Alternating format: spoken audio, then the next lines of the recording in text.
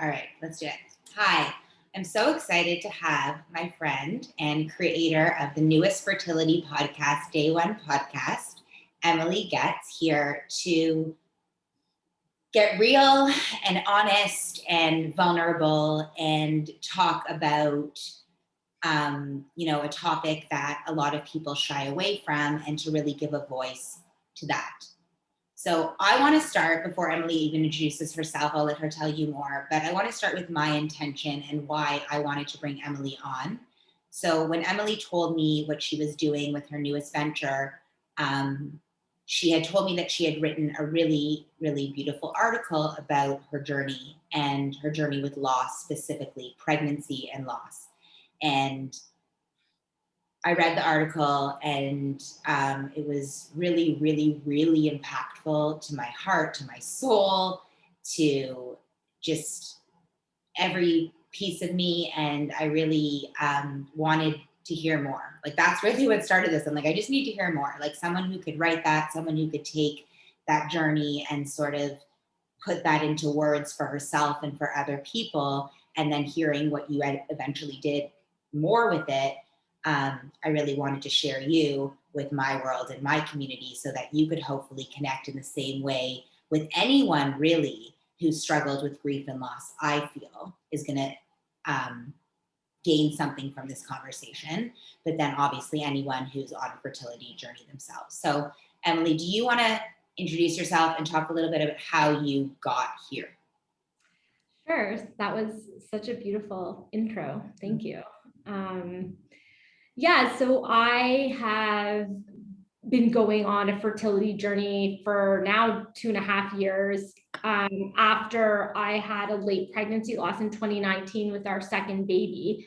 And for me, like, we got pregnant very quickly with our now 4-year-old son. And so I had like no education around fertility or issues that you could have, honestly. And so when we lost the baby in 2019, I really thought that that was kind of like a one-off, and that we'd kind of get back on the horse and be able to easily conceive again. And it's been anything but that. And I feel, for me, it has completely changed who I am as a person. And I feel like the void for me through this past 2.5 years have been that I have not found that there's much material or people or a community that's really speaking truths around the realities of a fertility journey. And that's what catapulted me into some of the work that I'm doing now. Can you talk a little bit about your loss with your second pregnancy and just what that was like for you? And yeah, let's just start there. Yes. So we conceived, we named her Ruby. It's just easier for me to use her name. We conceived Ruby in the spring of 2019 very easily. And in October, so around the 6-month mark, I actually was feeling a lot of pain, a lot of pelvic pain. And because my pregnancy with Ryder, my son, was so easy, like, I know my husband and I always laugh. It's like when you're pregnant and something hurts you, you could Google it and they're like, it's a symptom of being pregnant. You know what I mean? You're like, my ear is falling off, and they're like, you're pregnant. It's totally fine. So I was very naive to like any issues that any of my symptoms could have. It got to a point where I was like, I'm going to get checked. And I went to my OB and they did an internal scan and my cervix was fine. And we were like, oh, it's just stretching, like second trimester stretching. And then I ended up going home and my water broke like 10 hours later. So, and I know the crux of this conversation isn't in the nitty gritty details, so I can save some of that. But essentially, we ended up losing her based on an external infection. So I must have gotten an external infection, like a UTI, that I never caught because I was never educated that the symptoms of a UTI when you're pregnant is different. Yeah. And yeah, and we delivered her October 20th of 2019. Wow. Yeah. So how did you even start to process that? Like what support was there? Was there support? Was there a conversation there? Was there people you could lean on that had been through something like that? Because Yes, delivering a baby that you don't bring home is it's nobody should go through something like that. But it is common. Unfortunately, my situation happens not to be, but the late pregnancy loss is not as rare. Unfortunately, I did not have anyone. I actually had I had a close friend of mine at the time that actually lost her baby a week before. She was 27 weeks. Yeah, it was a very bizarre scenario. But her situation was chromosomal. They caught it in some scans. So it's every case is a bit different. Yeah. But to answer your question, no, they do not, there are some support groups like through Women's College and Mount Sinai and Sunnybrook as well, but none that I felt I really wanted to connect with. And to be honest, at the time, I really thought it was a one-off. I was devastated. Of course, we were in shock. But I thought like, we'll get pregnant again. Like, so that was sort of, we'll get there fast. We'll get there again. And I actually, what really has happened, and I'm still dealing with this grief today, is my dad ended up passing away like 2 weeks to the day. So how close? 2 weeks? To the day. After or before? After we lost her. Wow. Wow. So my grief was very like intertwined. It wasn't, I could never really think about Ruby without thinking about my dad, or vice versa. They're actually like buried like meters from each other. Like it just was very, in my mind, I was unable to differentiate the two. And I really felt like it didn't allow me to grieve Ruby because I was like in my dad died mode. I'm not trying to laugh, but like I couldn't, you know what I mean? It got put under the rug because I was dealing with now this like other very traumatic experience. So that time for me does not feel like a Ruby time for me. Now feels more like it than it did when it was happening. Okay. So you had this loss, then 2 weeks later to the day you lost your father. Was that sudden also? Was that, or was he sick? Like, was that coming? Not like it matters, but I just. Totally. He was deteriorating over time. He's had multiple different issues for the past, I'd say like 5 to 7 years. And he had diabetes and was just like not looking after himself. He was living in Florida. So we had a couple scares over that past 2 years with my dad where we thought something was going to happen and we'd fly down and nothing would happen. But he was declining, but we definitely did not think that was going to be the end. Like he went into cardiac arrest. Like we just didn't. So we kind of got the worst of two worlds, which was that like we knew that his life was suffering and he was declining, but we also were completely shocked that that was the day that it happened. So I think, and I'll speak on behalf of my brother and I, because we really took care of him. I think we thought we would be there. So there was a lot of sadness over the fact that we're apart, right? You ideally would like to be I mean, Jody, you have your own experience, but beside your parent at that point, and we were very far away. Wow. So dealing with all that, like so much emotion. It's interesting, like, for people who are watching, like you look like this beautiful, gorgeous, happy, spunky girl, and you've survived so much all at once. Mm-hmm. When you think back and talk about that time, does it feel do you feel connected to it? Do you feel Um, yes and no. Like I feel like we've been on such a like intense fertility journey, that I think my head's been really down in the sand in terms of like trying for this baby, that I've sort of pushed some of the grief feelings away on my dad's side. That being said, like my dad didn't live here, so it's very easy for me to just think he's in Florida. That's a very easy like dialogue for me. Um, but I look like I do a lot of I did a lot of therapy. Like I definitely felt like I worked through it, and I was sort of working through issues I was having with my dad. So like I was doing the work.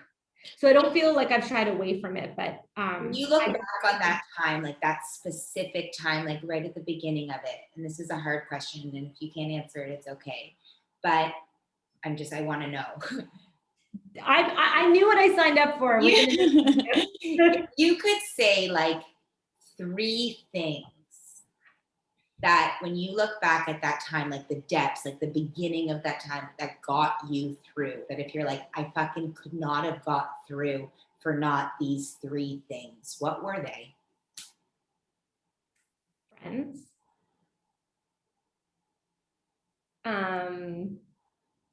Ev, my partner, Ev, and Ryder. I know the people for me was a thing. I mean, for me it was those 3. Beautiful. Beautiful. Yeah. Love it. Okay, I was just curious.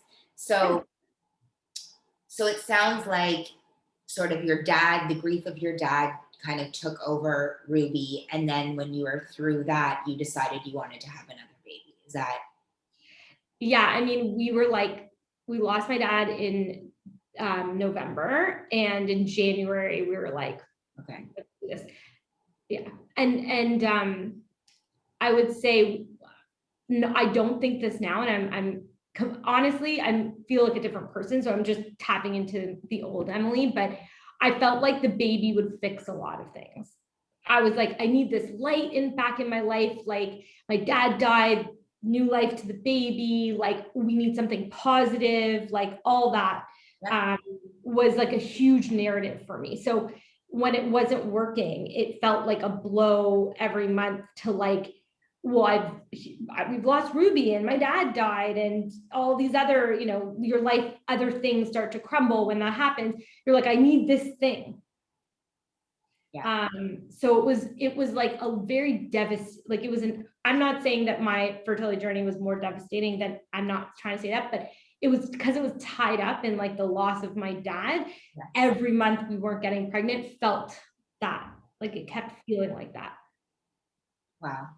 So where are you at now? That was what, January 2020 when you started trying? Yeah. Okay. So take us to now, and also when you sort of started to realize that you wanted to empower other people with what you've gone through. Yeah. Well, it was a year of cycle monitoring, which means that we were having timed intercourse, which is a lovely thing to put on your marriage for a year. So after that didn't work, which we were surprised about anyways, because that's not common for us. And had they tested you and Ev, like, was there anything outright structurally or anything wrong that they could find? They could not find anything unexplained infertility. Well, I didn't know that at the time. At the time, I just was like, and this is the problem, is that nobody is educated. Yeah. I just assumed that because we could get pregnant 2 times easily before, we've never miscarried, that maybe my body was super stressed, I wasn't eating right, all of these things. So we just kept trying and trying and trying. So we only started to get tested like in the fall of 2022. And even through the testing, they didn't really find anything. And the only thing that they found was that I had a low ovarian reserve, which doesn't necessarily mean you can't get pregnant. And to me personally, I will say I think that they didn't lean heavier, and they should have investigated that, and I can explain all of that a bit later. But yeah, it took us to like one round of an IUI, and then in January of this year we went through our first IVF cycle. So, and again, this entire time I was like, you know what, we get pregnant so easily, we're just gonna get this IVF, one cycle IVF done. We just need a little like push in the right direction. And then it actually ended up in a ectopic pregnancy, which is very rare in IVF, because they insert the embryo like straight into your uterus. The fact that it migrated into my fallopian tube is like 2% chance. I'm like, I'm so done with the world coming to, I'm like, I should buy a lottery ticket. And then they had to do surgery. It's not, it's so much disappointment. It's so much hope. It's so much hope and then disappointment. It's so interesting for me as I'm hearing this, and I didn't know a lot of this, how it started like with hope, disappointment, and then there's just been this energy of that all the way through, and you've kept your hope through it, and yet like, oh, that's such a good point, Jody. Like, first of all, that roller coaster ride that you're describing is like, that's what a fertility journey is. And the emotional side of it, everyone talks about the physical side, or with IVF, it's like, oh my God, you're doing needles. I'm like, the needles are like the least hardest part of the entire thing. It's the emotions, and that you have to get yourself there. And when we had the ectopic pregnancy, and I had to get they found out that my right fallopian tube was twisted, which they feel could have also been a reason as to why we weren't getting pregnant, but they had to remove the tube. And we were told, like, you're just not going to get pregnant naturally anymore. Like, you have a very low reserve. It was in January of this year. You were told that. Yeah. So they were like, and we're not even good IVF candidates, honestly. And again, that's a whole other day. But yeah, it was like another kind of like, wow, this is not going to be easy for us.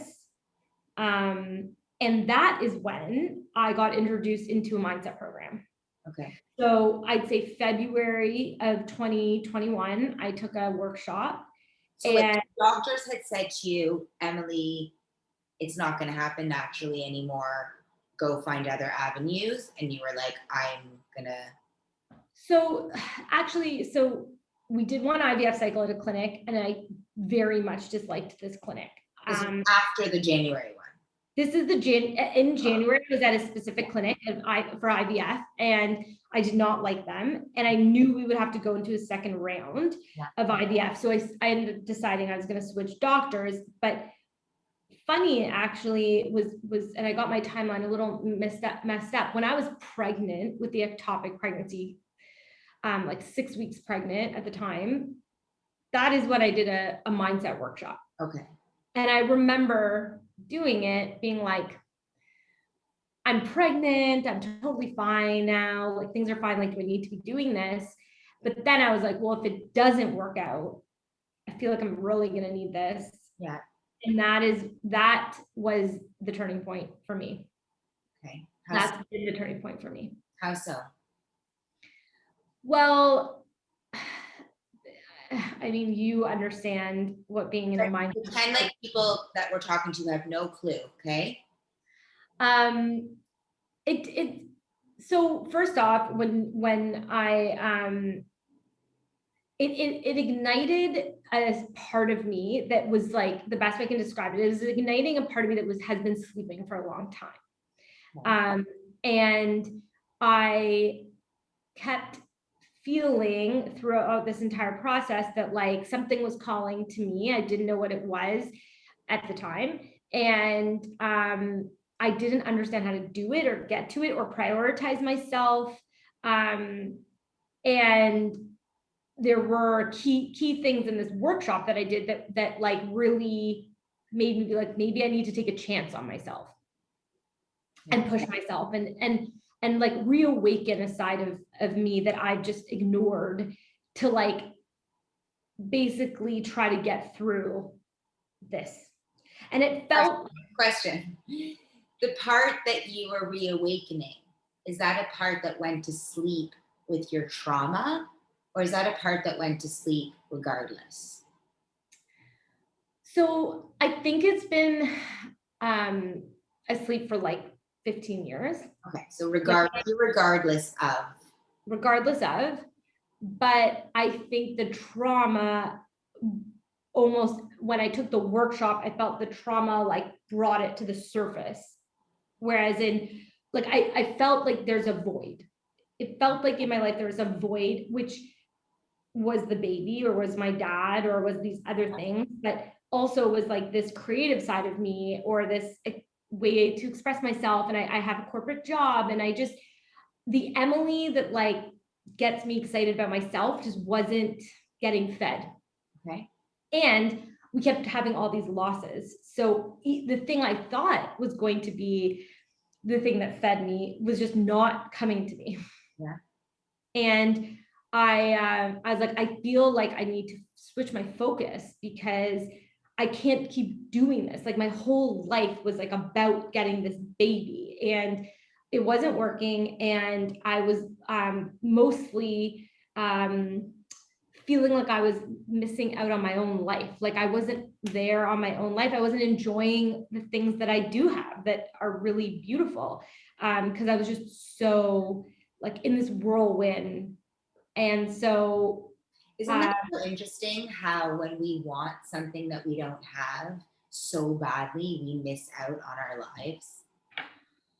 it is the best realization that I think I've had, like through the work that I'm doing, is like you can have a beautiful life and want more, or and go for what your dreams are, go for what your goal is at the same time. And I was not doing that at all. You were waiting for your life to start when you had this baby. And it sounds like through this work that you've been doing with your mindset, you've been able to actually create a lot for yourself and still try to obtain this goal without the waiting as much.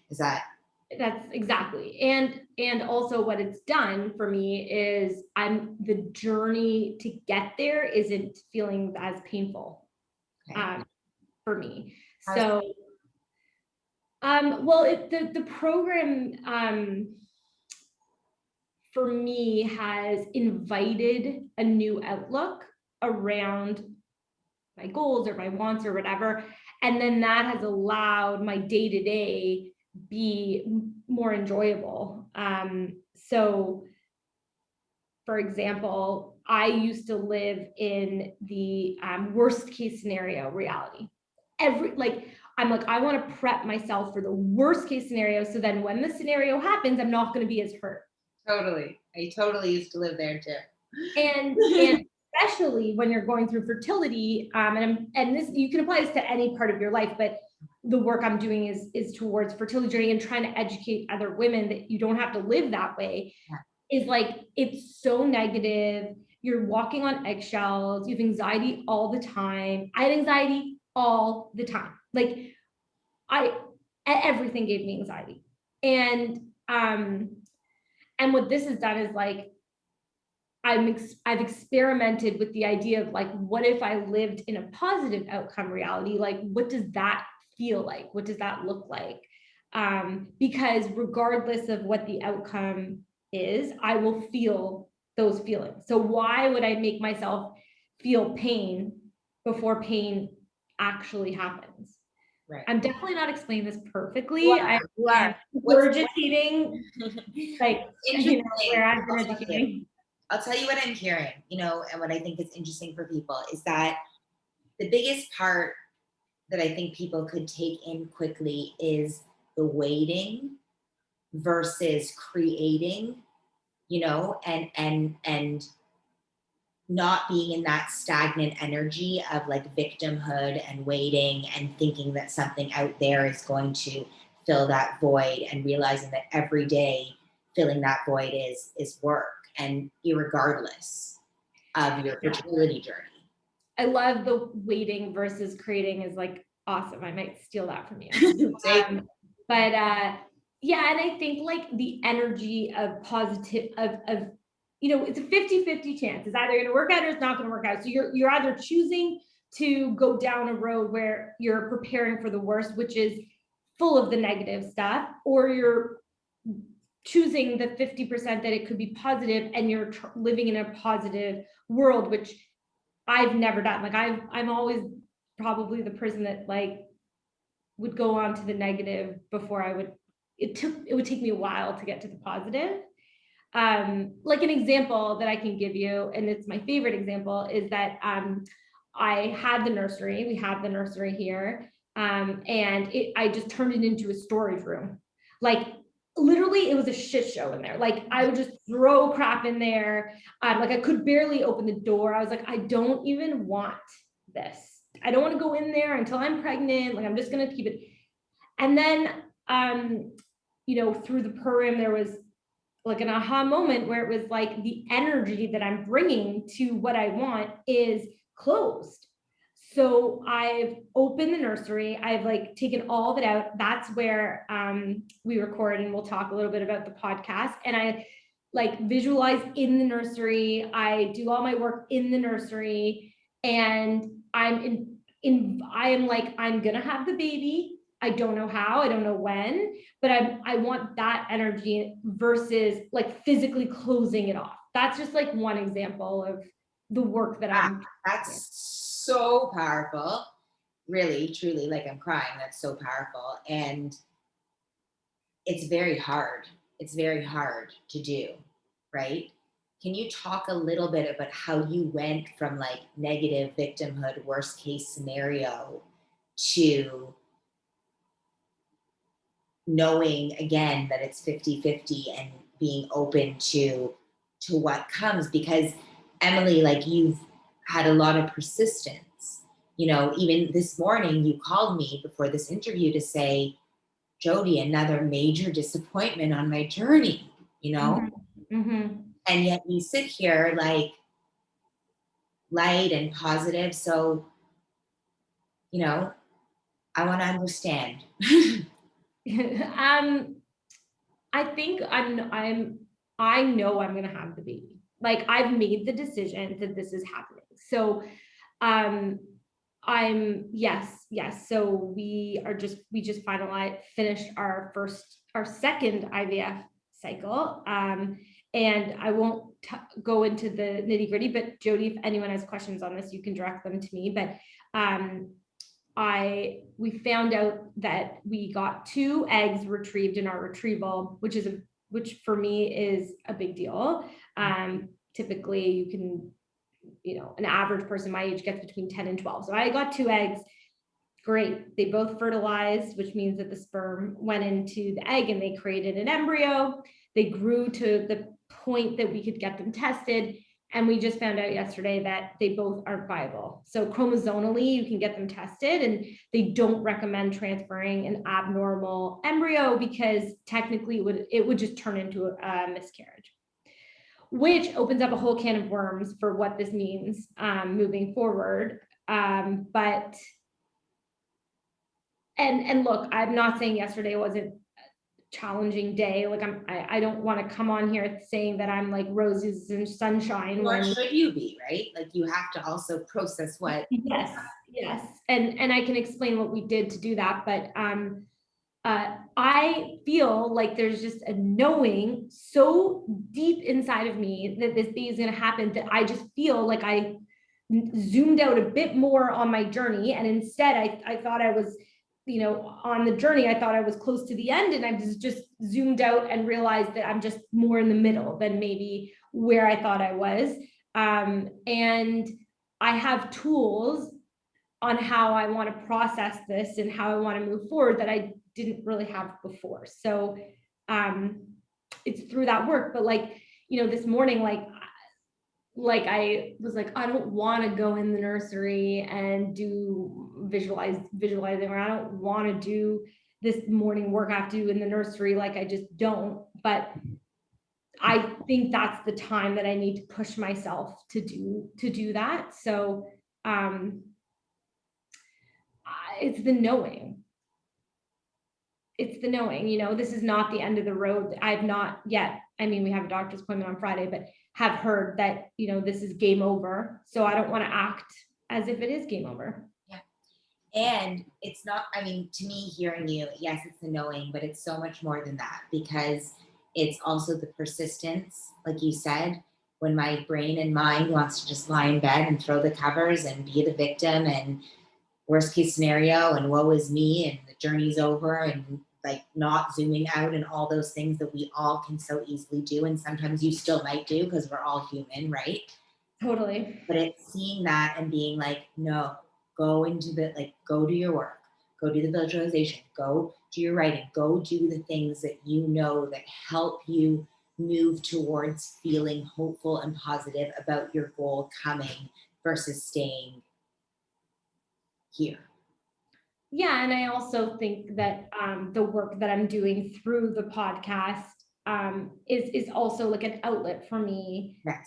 You know, you feel you're helping other people, and then in return, indirectly, like I didn't even realize the amount of help other people are going to have back at me. So, and I get to be a bit creative with it. So, and then Talk about that. How did that then you hear all the stories. Talk about how the sort of idea for the podcast came through and how it's helping you stay in that sort of hopeful, positive, zoomed out, I love that, you know, mindset as you move through this process. And then again, you're going to help so many other people because of that, and already through this too. Totally. I got the attention of Jody Larry. I feel like it's off of my goal list.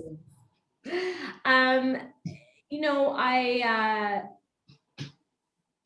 think that I just didn't feel like there was anything out there that I was like wanting to educate myself about. Like I felt the void myself. And I just through the program, through the mindset, through a mindset program, through being part of a community, through seeing other women accomplish some of their goals, gave me the courage to imagine what is an outlet in a way that I could use my story as something positive. How can I turn Ruby, instead of a tragedy, into a gift? And I do feel she has been a gift for me. And the gift is that I'm using our story to help make impact in the world and in this industry that is so silenced, so uneducated. And if I can take something that's been very hard on me and turn it into a world of impact, it puts a meaning behind my story and behind specifically Ruby. It gives her a beautiful meaning for me, and then I can sit with it way easier. I can that meaning for me allows me to keep going versus being a victim to it. Yeah, it's so beautiful, and honestly, it's so inspiring, and you need the zoomed out view to be able to do that. Yeah, it's right? You do. Very hard. Yeah. You do. It takes work and it takes effort and it takes practice. So to sort of finish up, I have one sort of last question for you. If you were to get a call from someone and it was like day one, they had just had a late pregnancy loss or found out that, you know, their cycle didn't work, and it was like day one and they were calling you, what would you tell them? Oh man, I would tell them to feel the feelings and to not push through until those feelings have flowed through, and then to continue to have hope and to, if you believe that you will be pregnant, then you will be pregnant. And this is just part of the journey. Like, you know, there's always chaos before the calm. And we all need to, in any tragedy where you're trying to get back in the ring. Like, I always feel like that's what I always feel fertility is like, get back in the ring, you know, because eventually you'll win. I mean, you could get hit a million times, but maybe you thought it was the last time you were going to get in and you were going to win, but it's not. So the ring is still there. It's just, when are you ready to get back in? That's a personal decision. Thank you. Beautiful. And then one last question, I promise. What's the most important and impactful piece of wisdom you were ever given on your journey? If you remember who gave it to you. I don't remember who gave it to me, but I'm sure it's from one of these two friends. I have two very, very close friends of mine that have gone through different but very challenging fertility journeys. And having those people beside you is like the number one. But I think it's like, you know, it's not over till it's over, you know. And I will say, recently I interviewed fertility doctor, Dan Nat, and he said to me, which I love, he said, if it fails, you're either failing or you're learning. Mm-hmm. And that's been something where I'm trying to keep that right now top of mind. And that goes for everything in life. Exactly, right? Right? You're either failing or you're learning in everything in life. And that in and of itself is such a shift. Yeah. For so many people. So let's end there. Thank you so much for spending time here. And I'm so excited to share this. I think it could impact so many people. And I'd love to have you connect again. I would love that. Thank you. Thanks for making space for this. Of course.